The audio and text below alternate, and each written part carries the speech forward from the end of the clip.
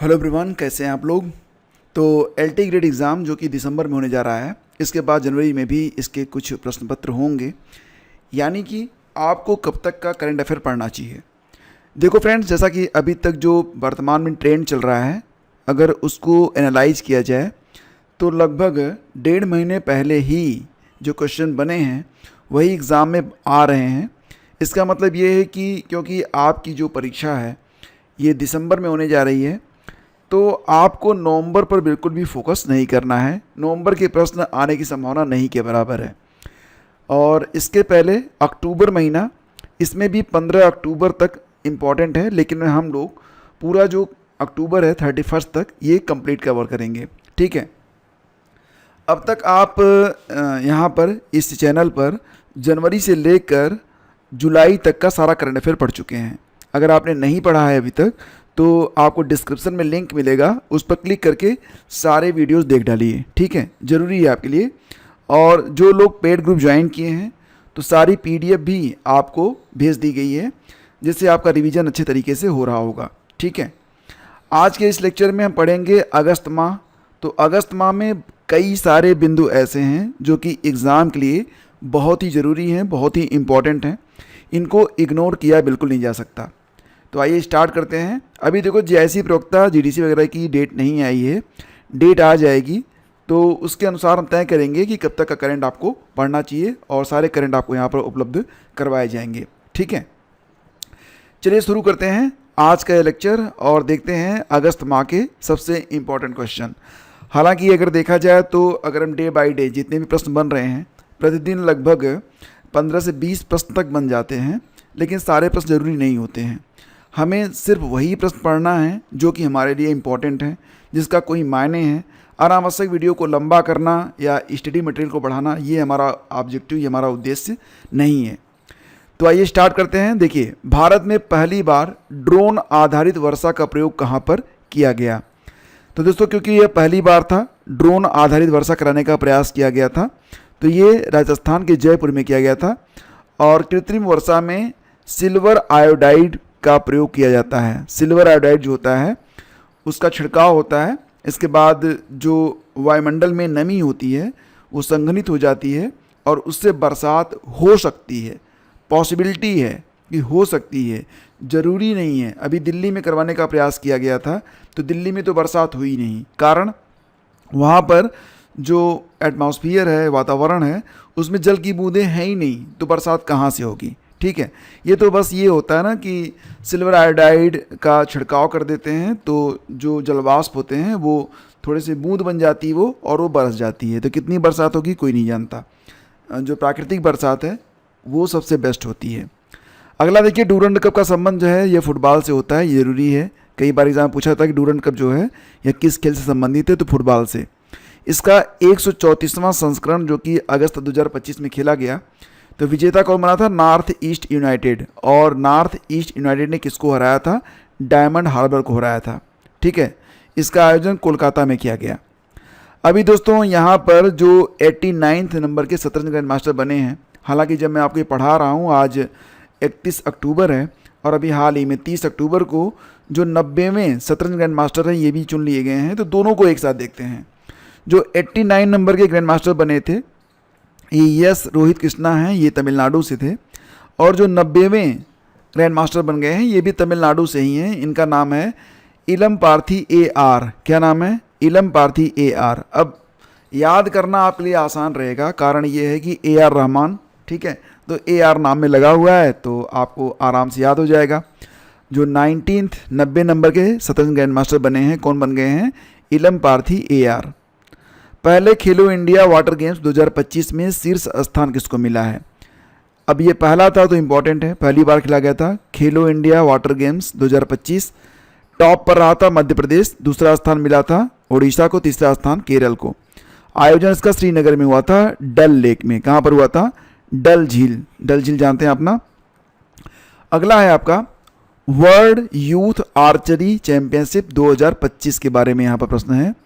तो देखो, ये जो आर्चरी चैंपियनशिप 2025 है दोस्तों, इसमें भारत को मिला है कुल 8 पदक, जिसमें 4 गोल्ड हैं। कितने गोल्ड हैं? 4 गोल्ड हैं, 2 सिल्वर हैं और 2 कांस्य हैं।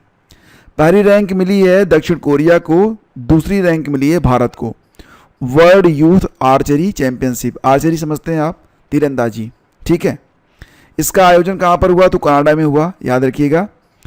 ये वाला जो पॉइंट है इसको जरूर याद रखिएगा, दोरजी-लंग जल विद्युत परियोजना कहाँ पर स्थित है?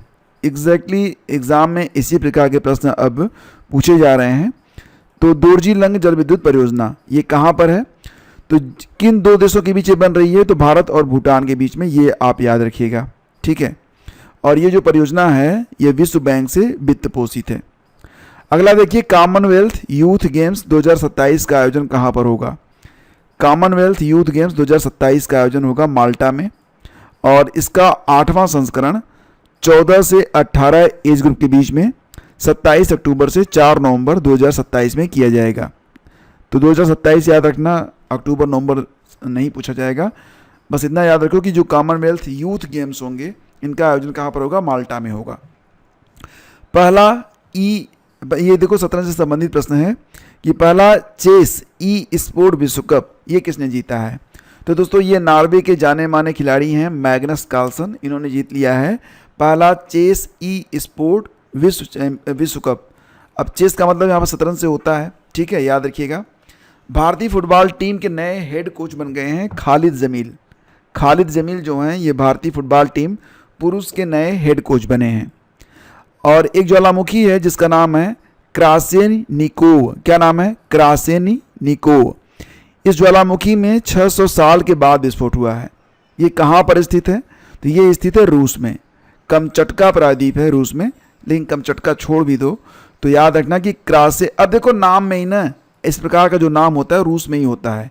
क्रासेनिकोव इस प्रकार के वह शब्द अक्सर जो है आप देखेंगे रूस में नामों में मिखाइल गोर्बाचोव, क्रासेनिकोव, तो पता नहीं क्या है वो लगाते हैं इसमें ओ, अगर ओ आ जाए तो पहुंच जाना रूस, ठीक है। थोड़ा सा ट्रिक हो सकता है। तूफान एरिन का उद्गम स्थल ये अटलांटिक महासागर था, याद रखिएगा। और प्रभावित देश कौन से थे? तो पूर्वी कैरेबियन देश इससे प्रभावित हुए। आपको पता होगा कि वर्तमान समय में जब मैं वीडियो आपके लिए बना रहा हूँ तो इस समय एक तूफान सक्रिय है जिसका नाम है मोन्था। तो मोन्था तूफान इस समय तो बरसात हो रही होगी, आप यहाँ भी हल्की फुल्की ठंड भी लग रही है। तो मोन्था तूफान का जो उद्गम स्थल है ये कहाँ से है? ये इम्पॉर्टेंट है क्योंकि अभी अगर प्रश्न पत्र नहीं बना होगा तो मोन्था पूछ सकता है एग्जामिनर। तो मोन्था तूफान यह जो आपका पश्चिम मध्य बंगाल की खाड़ी है वहाँ है इसका उद्गम स्थल, जहाँ से यह एक कम दबाव प्रणाली के रूप में उत्पन्न हुआ था और अब ये क्या हुआ कि एक गंभीर चक्रवाती तूफान में बदल गया है अक्टूबर 2025 में। आज जबकि 31 अक्टूबर है तो ये कल से ही उत्तर प्रदेश के कई जिलों में, लगभग 50 जिलों में रेड अलर्ट भी जारी हुआ है, जहाँ पर मतलब बरसात हो रही है और कहीं पर ज़्यादा हो रही है, कहीं पर कम हो रही है, ठीक है। Global outlook council on water investment किसके द्वारा शुरू किया गया था? Global outlook council on water investment ये दोस्तों शुरू किया गया है साउथ अफ्रीका के द्वारा। कब से कब तक? 13 से 15 अगस्त। और G20 के तहत इसका जो इसकी जो शुरुआत है वो G20 के अंतर्गत की गई है, तो इसको भी आप याद रखिएगा। अगला देखिए ड्रैग पैसेज जहां हाल ही में 7.5 तीव्रता का भूकंप आया। तो पूछ रहे हैं कि ये ड्रैग पैसेज कहाँ पर स्थित है जहाँ पर ये 7.5 तीव्रता का भूकंप आया था? तो दोस्तों ये साउथ अमेरिका और अंटार्कटिका के बीच में स्थित है, दक्षिण प्रशांत महासागर में। और ड्रैग पैसेज ये नाम सर फ्रांसिस ड्रैग के नाम पर रखा गया है जिन्होंने इसकी खोज की थी। देखो त्रिपुरा में एक नया राज्य बनाने की मांग उठ रही है और त्रिपुरा की जो 68% ज़मीन है उसको लेकर मांग चल रही है कि एक टिपरा लैंड बना दीजिए, टिपरा लैंड।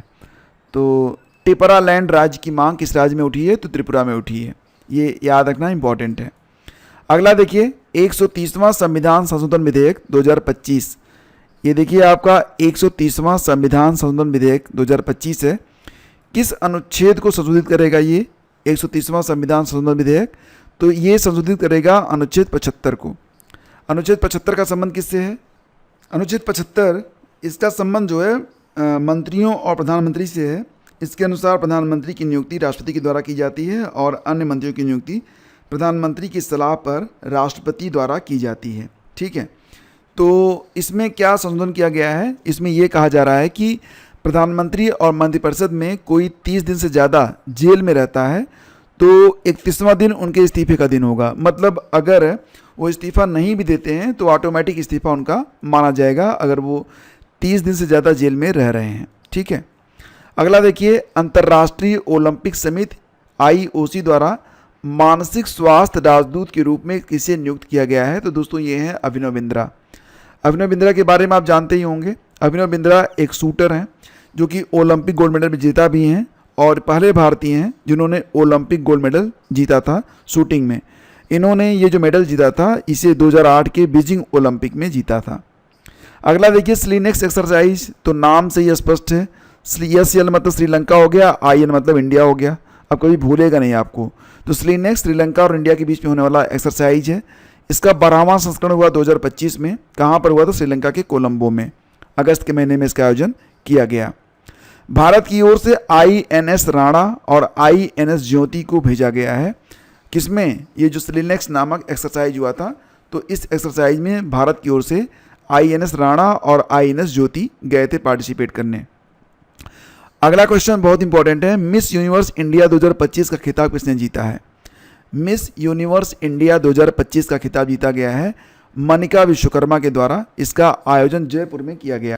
देखो फ्रेंड्स, मिस यूनिवर्स इंडिया 2025 बन गई हैं मनिका विश्वकर्मा। लेकिन अगर हम बात करें कि 2025 में जो मिस यूनिवर्स बनी है कौन है, तो आपको पता होना चाहिए कि ये 74वां आयोजन होगा जो कि अभी हुआ नहीं है। इसका आयोजन जो है 21 नवंबर को किया जाएगा। कब किया जाएगा?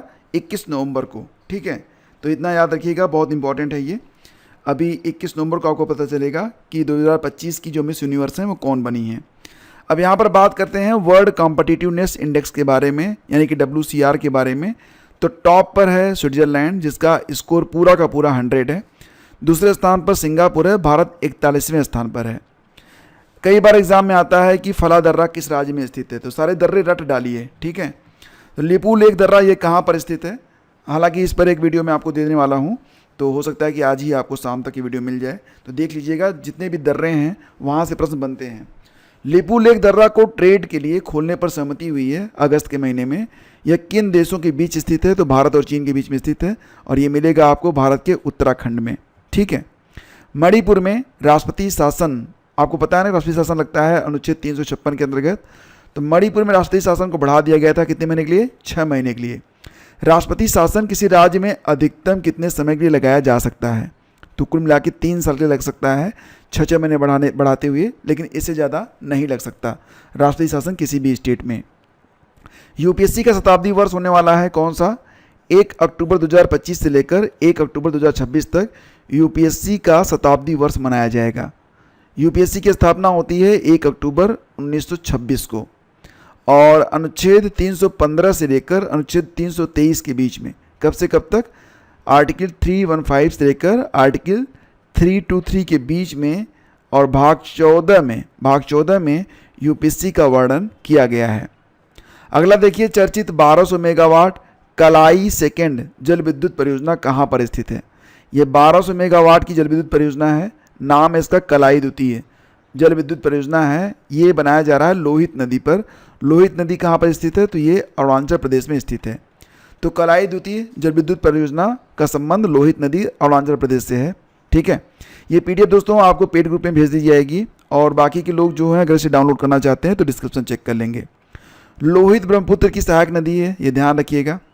अगला है BCCI द्वारा योयो टेस्ट के साथ खिलाड़ियों की फिटनेस को मापने के लिए एक अन्य टेस्ट स्टार्ट किया गया है। तो BCCI जो है पहला तो योयो टेस्ट करता है, दूसरा करता है ब्रोंको टेस्ट। ठीक है, ये एक हाई इंटेंसिटी टेस्ट होता है। तो 2 टेस्ट अब करता है। एग्जैक्टली बात ये है ना कि जो डोप टेस्ट होते हैं उसी के लिए ये सारे टेस्ट करवाए जा रहे हैं कि ताकि जो है किसी प्रकार की अनैतिकता डोप के कारण खेलों में ना होने पाए।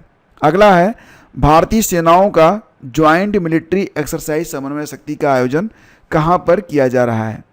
तो ये जो एक्सरसाइज है ज्वाइंट मिलिट्री एक्सरसाइज है, नाम है इसका समन्वय शक्ति। इसका आयोजन जो है असम और मणिपुर में किया जा रहा है।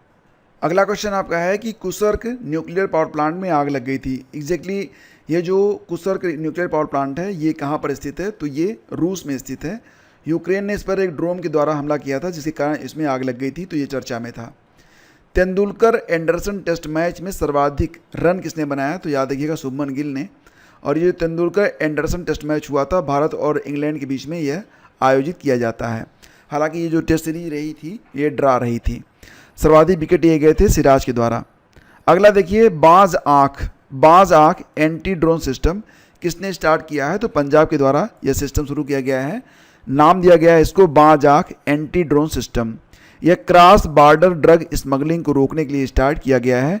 तो अगर एग्जाम में आएगा कि बाज आँख एंटी ड्रोन सिस्टम किस तरह से संबंधित है, तो इसका संबंध कहाँ से है, पंजाब से है। एक किताब है why the constitution matters, why the constitution matters, इसके लेखक हैं DY चंद्रचूड़ सिंह, भारत के पूर्व मुख्य न्यायाधीश। अगला देखिए, टर्की द्वारा डार्डानेल्स जल संधि की ओर से आने जाने पर रोक लगाई गई थी। तो एग्जाम में आ सकता है कि डार्डानेल्स जल संधि जो है ये किस देश में स्थित है, तो ध्यान देना कि यह तुर्की में स्थित है। वही तुर्की जब भारत और पाकिस्तान के बीच में तनाव हुआ था तो तुर्की जो था पाकिस्तान की मदद के लिए तो पहुँच भी गया था, तो इसकी नीयत तो ठीक नहीं है। खैर, यहाँ पर क्या हुआ था कि डार्डानेल्स जो जल संधि है इसके आसपास के जंगलों में आग लग गई थी, जिसकी वजह से तुर्की ने यहाँ पर आने जाने पर रोक लगाई थी। ये जल संधि कहाँ पर स्थित है, डार्डानेल्स, तो यह एजियन सागर के बीच में है, यानी कि भूमध्य सागर और मलबार सागर के बीच में।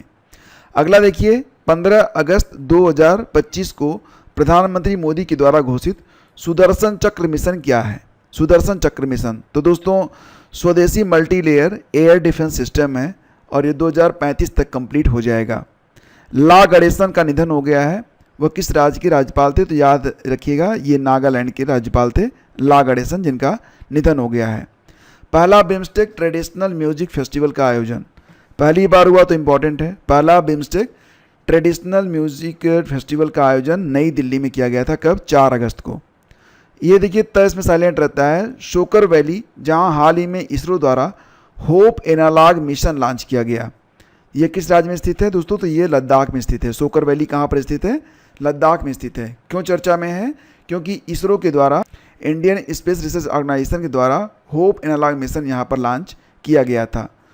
तुवालू नामक एक देश है जो कि समुद्र में डूबने वाला है, तो अब यहाँ की जो आबादी है माइग्रेट हो रही है। ज़्यादातर जो आबादी है वो ऑस्ट्रेलिया माइग्रेट की जा रही है। तो याद रखिएगा तुवालू देश यह प्रशांत महासागर में स्थित है। राष्ट्रीय हृदय प्रत्यारोपण दिवस प्रतिवर्ष होता है, कब, 3 अगस्त को होता है। और इस दिवस को मनाने की घोषणा की गई थी, कब, 2003 में। तो 3 अगस्त 2003 को क्या हुआ था, 1994 में, एग्जैक्टली 3 अगस्त 1994 में एम्स दिल्ली में डॉक्टर V वेणुगोपाल द्वारा पहला सफल हृदय प्रत्यारोपण किया गया था। तो फिलहाल तो अब V वेणुगोपाल जी नहीं हैं, लेकिन उनकी यादें हमेशा रहेंगी। हिरोशिमा दिवस ये होता है 6 अगस्त को। 2025 में इसका 80वां स्मरण दिवस मनाया गया था। और आपको पता है ये 6 अगस्त और 9 अगस्त क्या हुआ था। 6 अगस्त को हिरोशिमा पर लिटिल बॉय और 9 अगस्त को नागासाकी पर फैट मैन नामक 2 परमाणु बम गिराए गए थे अमेरिका के द्वारा। ठीक है। राष्ट्रीय हथकरघा दिवस ये मनाया जाता है प्रतिवर्ष 7 अगस्त को। पहली बार इसे मनाया गया 2015 में। थीम है वीविंग इनोवेशन इनटू ट्रेडिशन। और इसी दिन यानी कि जिस दिन राष्ट्रीय हथकरघा दिवस होता है उसी दिन होता है राष्ट्रीय भाला फेंक दिवस। तो भाला फेंक दिवस क्यों मनाते हैं, क्योंकि 7 अगस्त 2021 में नीरज चोपड़ा के द्वारा टोक्यो ओलंपिक में गोल्ड मेडल जीता गया था।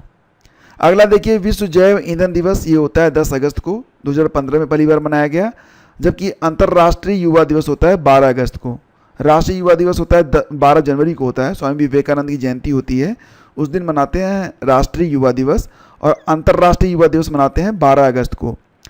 तो अंतर्राष्ट्रीय युवा दिवस की थीम क्या है 2025 में, local youth actions for the SDGs and beyond. ठीक है। और ये देखिए विश्व हाथी दिवस, ये भी होता है 12 अगस्त को ही। जिस दिन युवा दिवस होता है उसी दिन हाथी दिवस होता है। ठीक है।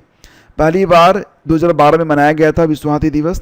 थीम है bringing the untold together to help elephant. तो bringing the untold together to help elephant, हालांकि थीम इम्पॉर्टेंट नहीं है।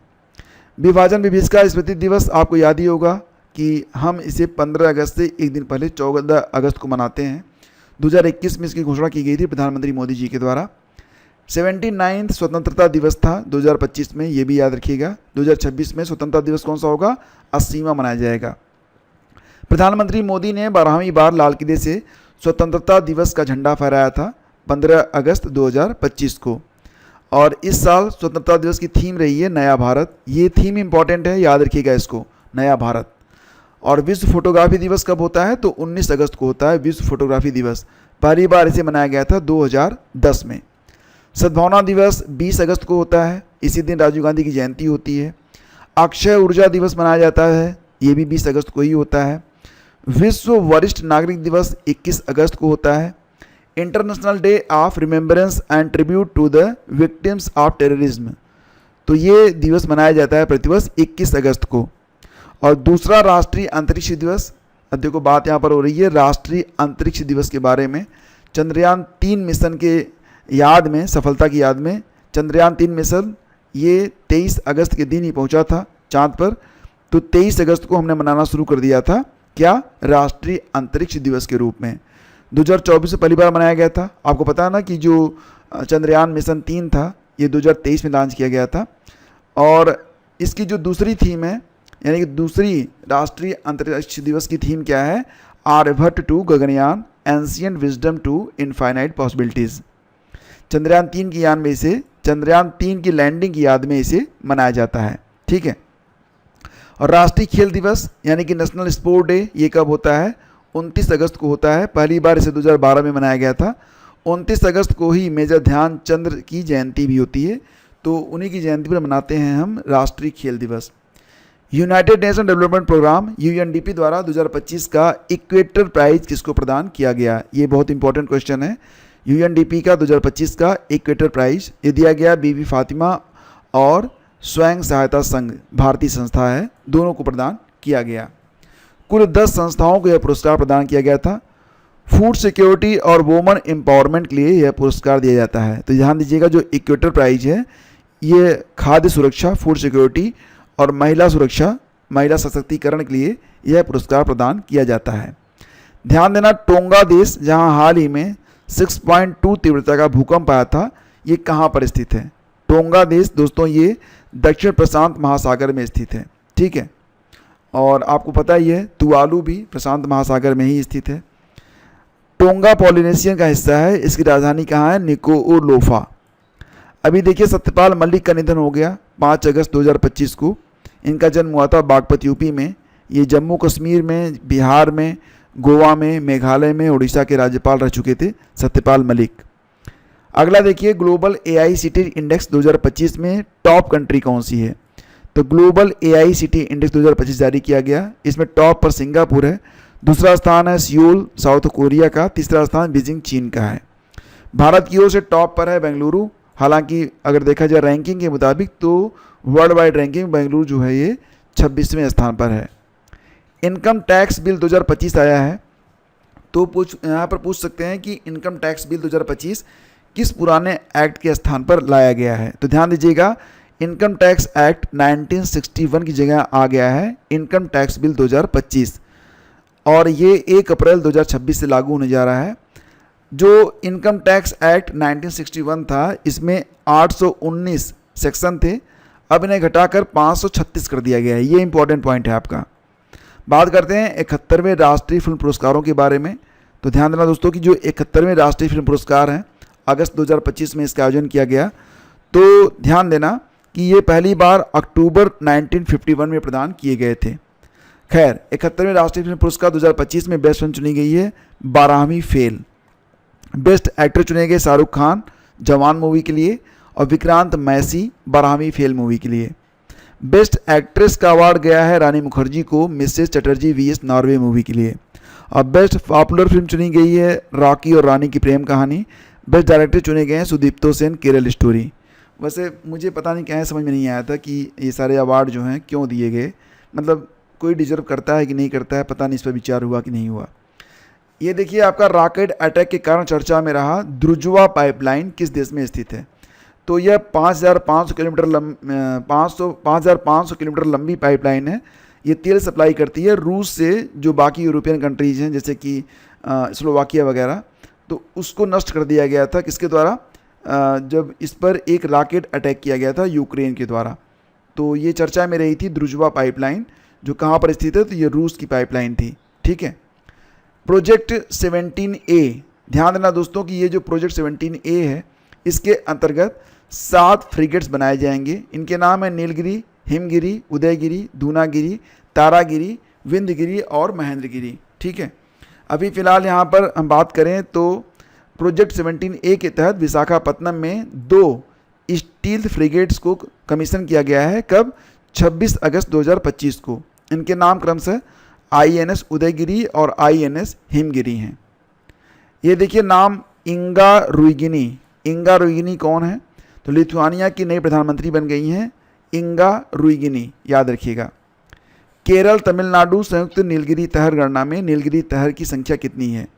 तो केरल और तमिलनाडु दोनों राज्यों ने संयुक्त रूप से नीलगिरी तहर, जो कि एक हिरन की प्रजाति है, इसकी गणना करवाई है।